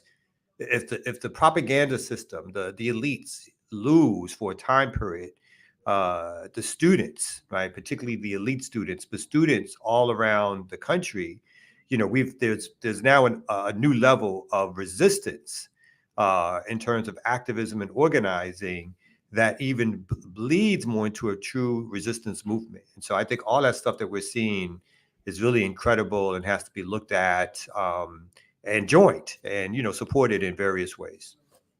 No, right on. And to Born Liberated Empathic World, who says Jared is a wannabe revolutionary pick-me. I first of all, I condemn the comment because I know what pick me means. Shout out to my daughters. I now know what that means. And I am about to enter my second term on the Hickory Ridge Village Board. And I do not appreciate that being underappreciated as part of my revolutionary commitment. So I'm not a wannabe. Get him. Get him, Jared. Put your creds on the table out here, Jared. For the rest of us, what's the pick me thing? Exactly. I don't know. I don't know. I just explained it or something. Oh, pick me. Oh, what does pick me mean? Just somebody who wants that attention, who goes out of the way to get, look at me, look at me, look at me. So I know what you're saying, even though, I love the anonymousness of the anonymity of the critique, but I am a revolution. The video that we saw come out with the brother talking about he need a lady and she got to have right. it, he don't have. He's a pick me, right? He's like pick me, even though I'm broke and I ain't got nothing, but pick me anyway. You know what I'm saying? Right. So got it. But I'm trying to figure out who is Jared trying to get chose by. Random commenter, but I don't care because Jared, I'm disappointed in you for going in the chat and pulling out rando fucking critique. I just saw my name, I couldn't help it. I was proud of myself. I know what pick me means. I was like, I get it. You're not getting this one by me. I know what it means. I'm in these young people's streets. I'm hip. I'm gonna quickly read a little bit from the Times, not because the coverage is good, but just because it covers a lot of different places that are happening. Universities struggle as pro-Palestinian demonstrations grow. Dozens of arrests Monday at NYU and Yale, but officials there and at campuses across the country are running out of options to corral protests that are expected to last the rest of the school year. And then quickly it says at NYU, the students swept at NYU, I'm sorry, trying to read fast. The police swept in to arrest protesters, protesting students on Monday night, ending a standoff with the school's administration. At Yale, the police placed protesters' wrists in zip ties on Monday morning and escorted them into campus shuttles to receive summons for trespassing. Columbia kept its classroom doors closed. Harvard, obviously here focusing on so-called elite colleges, and Yale were shut down to the public. Nearby at campuses like Tufts, Emerson, administrators weighed how to handle encampments that look more like the one at the police dismantled at Columbia last week. And now this is happening on the West Coast. This is going to be happening here in Atlanta. And it's the encampment idea, I think, that's taking hold of people putting campsites all around and taking over public space or open space. Back in the day, in the 60s and 70s, students were more likely to take over buildings. And I think folks are, for whatever reason, not necessarily doing that as a tactic. But again, that these I think what the Times did get right is that the arrests are not quelling the protests, but they're actually bringing out more supporters as people see the so-called violation of their First Amendment rights, and as opposed to scuttling back inside and being deterred, folks are coming out more en masse. So that's happening all around the country. I'm wondering, to your point about collegiate protest on campus of a different generation, they would be more apt to take over the buildings. Since that time, like, all of these universities now have their own police departments. You know what I mean? Like, I know my school with Temple University, they had Temple University police, and they carry guns, right? So I'm certain that all of these university cops probably carry guns. Maybe in small part might influence why the full scale takeover of some of these buildings isn't happening. But to the point, like, I see so much on the news propaganda about the anti-Semitism on campus. Jewish students don't feel safe, but all I see is a repression of pro-Palestinians, and even people like, for example, the young lady who was the valedictorian, was it at Stanford, the Muslim sister who was barred from giving her valedictorian speech because of something she posted online that was brought to the attention of the administration, and now some of the Jewish students feel like it's an unsafe environment. But I'm like, the only instances I can recall since October 7th of college students being attacked specifically because of their ethnic identity or their religious affiliation are the 3 Palestinian students who were attacked in New Hampshire that left one of them paralyzed. They were shot. I haven't heard of anything even close happening to Jewish students. No, not at all. You're right. I think it was Vermont, actually. Vermont, thank you. Yeah, Vermont. Yeah, that had happened, and you're right. Like, no. And in fact, a lot of these protests include Jewish students. That's right. But they don't want you to know that, because they're trying to suggest that the protests themselves are anti-Semitic, and so therefore, let's not look at what they're protesting against, right? And they're protesting against a genocide. And you notice in all this, there's no coverage which talks directly, and not a lot of coverage that talks directly around what folks are protesting against. And they try to describe it as the Israeli-Hamas war or the conflict in the Middle East. People are literally protesting because whole cities have been destroyed. Over 30,000. I mean, you have a population of 2 million people approximately in maybe a little less than that in Gaza. Over 30,000 of those people have been killed. Those percentages, like somebody, I can't remember what the numbers are, that would be like 5 million. If someone killed 5 million US citizens, that would be the same proportional rate of how many Palestinians have been murdered by the IDF or by Israel and the United States. That is what folks are talking about. That is what people are trying to point out. But of course, the coverage. I'm sorry, you said 5 million. I might be wrong. The equivalent, more right? than that. Yeah, but it's something equivalent to that. Yeah, because I just wanted to point out that just as a reminder, is after you said that it's the count on 9/11 is roughly 3,000, and the level of response to that, we've seen what that is. So imagine if we're talking 5+ million people as the equivalent. Sorry to cut you off, but No, you're right. Like that, and so that's again, it's just the way to see the propaganda system, in my opinion, fail. But to see it out and open in real time, operating at a high level. And what I mean is, like, the U.S.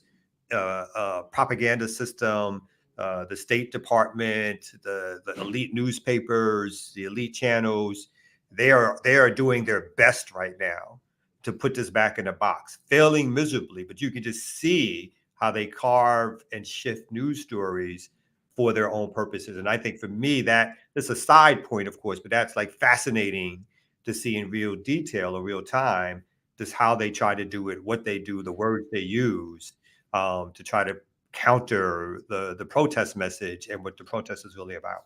And see, part of that, we can tie this into the TikTok ban, everybody, because a lot of the pro-Palestinian messaging, especially getting out to young folks, is getting out via TikTok, right? And so, this Congress can't do fuck all But somehow these motherfuckers showed up to work on a Saturday and passed the fucking TikTok ban. I said, you whole ass bitches. Y'all can't get health care. Y'all can't get education. Y'all can't raise the federal minimum wage. But come ban some China shit? Oh, nigga, we gonna be there at work 7 p.m. on a Saturday. And these punk asses showed up to vote bipartisanly to ban TikTok. And I don't think that there's a lot of connections here to this pro-Palestinian movement and the wanting to ban TikTok. The fact that in a free market system, somehow the American legislative body is going to capitulate to the likes of Amazon, Google, Facebook. Why? Because they don't want the competition. TikTok is in them draws, dog. TikTok is in them hind parts. 170 million active users. Facebook bitch could never. Twitter could never. Right? So you can eliminate the competition in one fell swoop. Hey, y'all got to divest, or you'll be banned. And I'm hoping China calls the America's bluff. Like, I don't want to see TikTok get banned, but I want to see what the reaction is going to be. And I think it comes at a very precarious time, perhaps coinciding around an election, during election. So if they successfully ban TikTok, if ByteDance refuses to divest from Beijing, which, by the way, all this bullshit about national security. So it's okay for Meta and Google and Amazon to have all my fucking data, but as soon as a Chinese company gets involved, then it's a problem. Exactly. And I'm like, TikTok ain't never leaked my information. How come all my information is stored with all these American companies and my shit is all over the dark web, but y'all talking about national security and TikTok? Get the fuck out my face. So there's a great, you said the word connections. There's a couple quick connections I wouldn't throw here. One, there's a great discussion on electronic intifada of how Meta is actually aiding the genocide in Palestine, or maybe. So if you want to talk about what Facebook is involved in, and as opposed to TikTok, that would be a great. And I don't remember the details, unfortunately, but I would encourage people to go check that out recently in the last probably 48 hours. Another connection, if anyone, because I'm already persona non grata with this crew. So if anyone happens to be in touch with the Hammer and Hope collective, I wouldn't mind if you asked the question of why they would publish Amira Haas in their recent issue on Palestine, and she's over here giving credibility to the whole war narrative, and then the whole, the Hamas killed civilians and babies and kidnapped people narrative, or like that fake narrative that was already like, why are they somebody politely raised. But the real connection I wanted, when you said connections, shout out to my 00 African community that sends me these things. And I definitely think we need to come back. I need to come back to it. So you mentioned, you were talking about the campus protests. Then Kim, you made the point about the campuses often have their own separate private security. Well, as we've been sort of following that, the sister at Morgan who came out recently with her TikTok condemning the treatment by one of the security guards of her, and 00 Africa is out here doing the work. And one of the things that I want to look more into is, for instance, this story in Time Magazine about the problems inside North America's largest security firm and third biggest employer, which is Allied Universal, which, according to the recent story at the end of last year from Morgan State's PR firm, now had, or PR team now has at least 30 guards working at Morgan State's campus. And it's a fascinating read. I'll just read this one section here. It gets violent over here, says Russell, 36, who's an employee. You really have to watch your back. A police officer was recently shot in the face across the street. Russell says he tried to create a union of allied workers, but turnover was so high that it was hard to find anyone sticking around long enough to sign a union card. So he's talking about the violence that they suffer as working for this firm. He's worked for Allied twice, but says that he quit the first time because the company failed to pay him for weeks.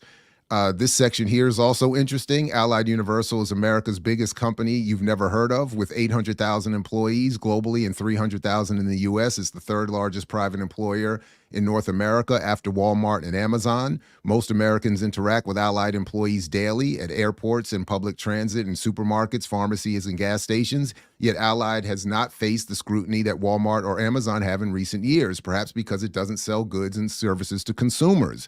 This lack of public visibility has enabled the company to deploy underpaid and undertrained guards in cities across America, where they put themselves and the general public at risk. Allied guards have allegedly killed civilians in the last year. Some have also been killed themselves, including Christian LaCour, an Allied security guard killed at the mass shooting at Allen Pump Premium Outlets in Texas on May 6th, and Aaron Salter Jr., the Allied security guard killed at the mass shooting at the Buffalo supermarket in May 2022. So that's an example of who is policing Morgan State and other public and private institutions all around the country. Underpaid, undertrained, not unionized. And so if you do want to raise up and have a protest, that's likely who the first one's going to be showing up.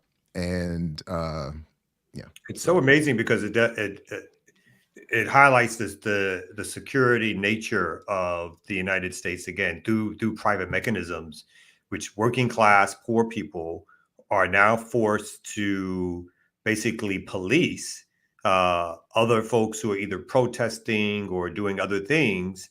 And like you said, they're the third largest employer in the country. Like, security, acting as security is, again, probably one of the lowest paid. But whether or not it's a prison guard, a cop, a private security guard, somehow making sure that there is a military unit or policing unit that's interfacing with the public, with the way the economy is, with the way the ruling class is having friction with each other, that this is the way in which poor people and working class people get employed, is through these private and public policing and or military mechanisms. Not even talking the military, right? It's all about security, but security for who? Making sure that we shop, making sure that we are consumers, making sure that we do that, go to bars, go home, sleep. Don't worry, look the other way. We got everything else in control, is the role of the ruling class and the politicians, and it'll employ us against our own interests to serve their purposes. And who do you sue if you're shot by one of these guards, one of these Allied United employees? You know what I mean? Like, if you get shot by the cops, you sue the city, you sue the police department. Who do you sue? Is it even against the law? Do they get charged? Like, anyway, I have lots of questions, but yeah, I'm sure they sue Allied, but like, I'm sure Allied has insurance up the ass. Like, you know, and I like for them, it's part of the cost, right? It's already part of the cost of doing business. You're going to get shot. One of them is going to get shot. That's all covered under insurance policies. Yeah. So they're like, you know, hey, why we're not going to spend any extra money on so-called training, because they even know it's like that shit don't work anyway. We just need them to follow orders, be bully boys, and we tell them be bully boys. And if someone gets hurt, then, you know, here's 10,000 for you, here's 5,000 for you, here's 20,000 for you. All that money we're making off of these contracts, both nationally and internationally, within the country and outside the country. And I'm sure a lot of that is government contracts, the school contracts, other places. They are fully capable of sustaining the cost of the injuries and damages that they cause, because they have so much, you know, money and ways to ensure that they don't even care. I'm just trying to, what is Hiram saying here? I can hire one half of the working class to kill the other half, Jay Gould. Yeah, that makes sense. That makes sense.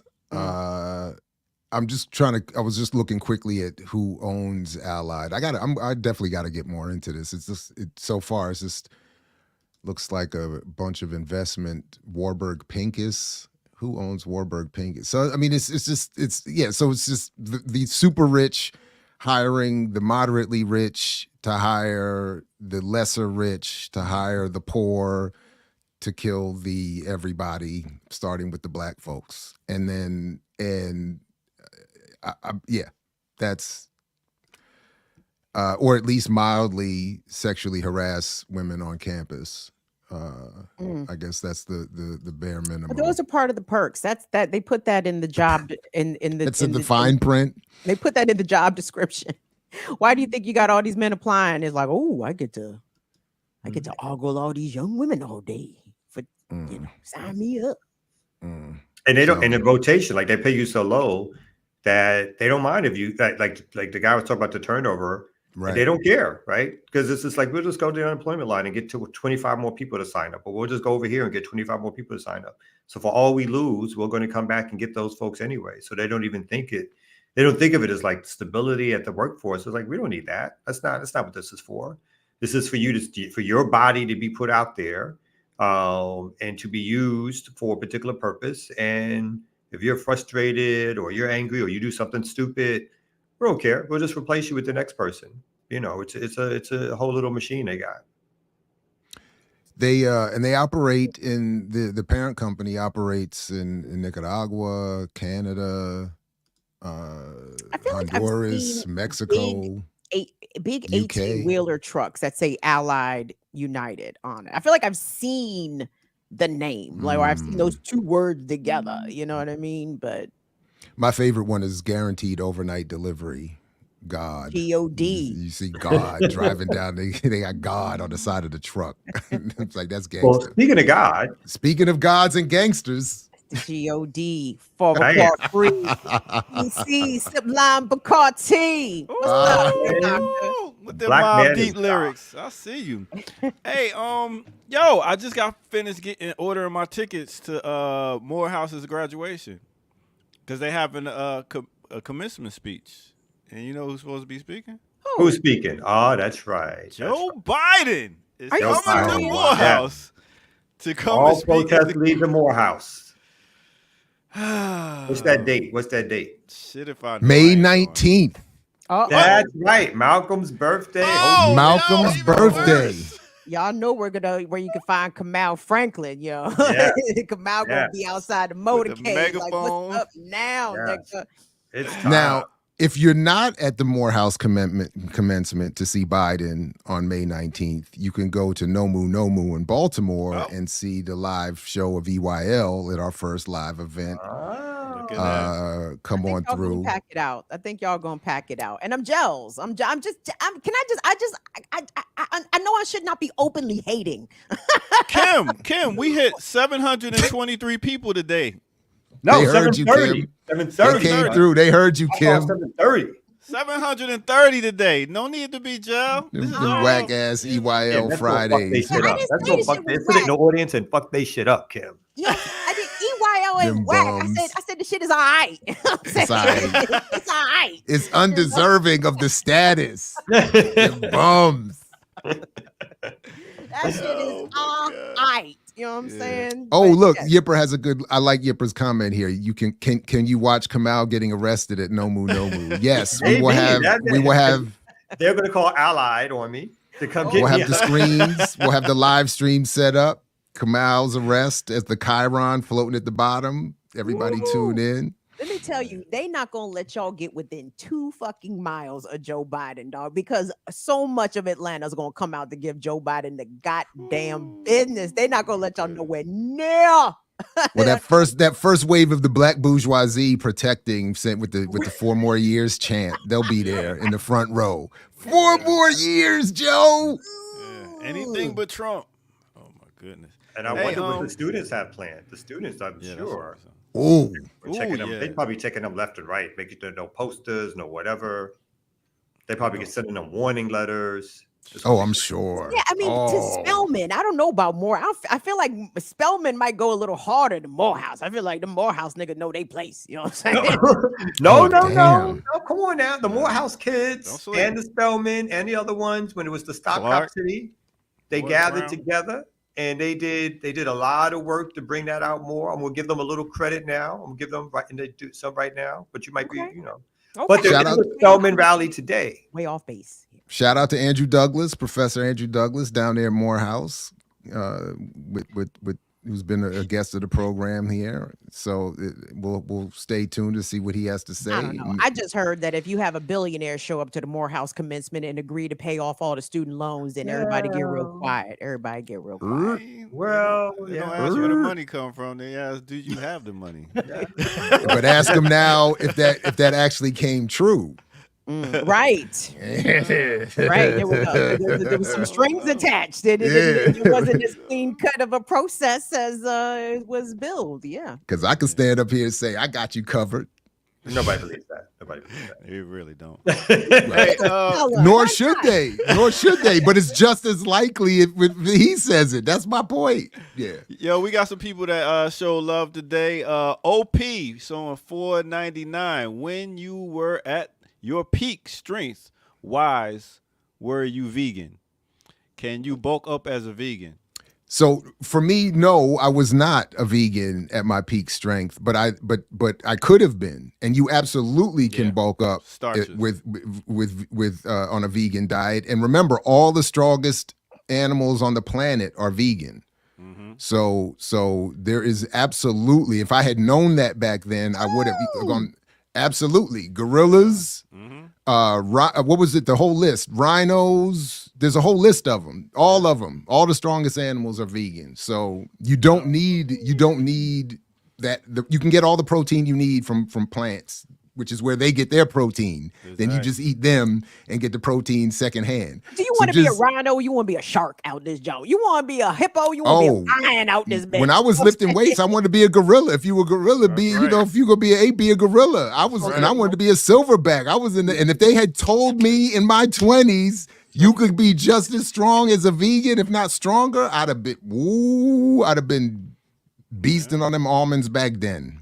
Point counterpoint. All right, big up to original Big Ant, $5. 3 times a week, I get a much needed slice of home, born and raised in Capitol Heights and spent 5 years in Atlanta. Shout out from Shitty AZ, Arizona. Oh no, Arizona. Oh no. But I love it. DMV to Atlanta. Welcome. Right on. Get to Arizona. And last but not least, AJ Johnson sending in $20 minus a penny.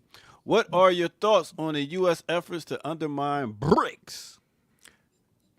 I have to say this, not that I ever encourage people to leave this platform, but millennials are killing capitalism. Talking with VJ Prashad yesterday, offers some good thoughts on that. I wanted to hate. I tuned in to hate, and I couldn't. I was outmaneuvered. I was Ryan Garcia'd. For the fight for fans those who out don't there. understand For the fight that one. fans. For the fight For the fans. fight fans. Ryan Garcia caught the brother Haney. He did. The black brown divide. You know, the race war between the black and brown. The Browns won this week. Got a point. They won up.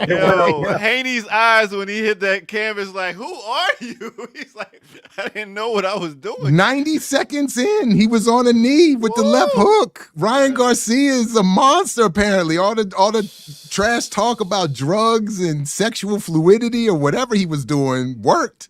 That left hook worked, boy. Talk about I'm eating McDonald's and drinking beer and hanging out all night and probably doing other stuff and still whooped his ass. But hey, oh man, I forgot about that on my sports segment.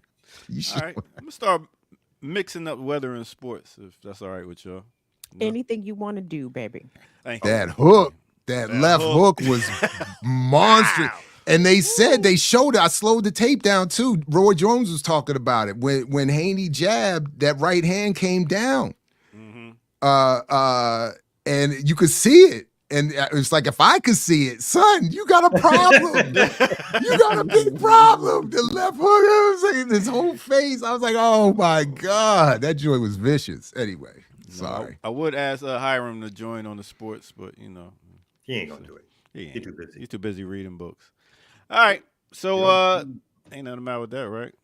Nah, he reads, beloved. He reads. All right. So listen, we had a great show. We made it up to 730 live. Big up to all y'all tuning in. Loco. Isn't that what they call the 730 exam in New York? Yes, I guess.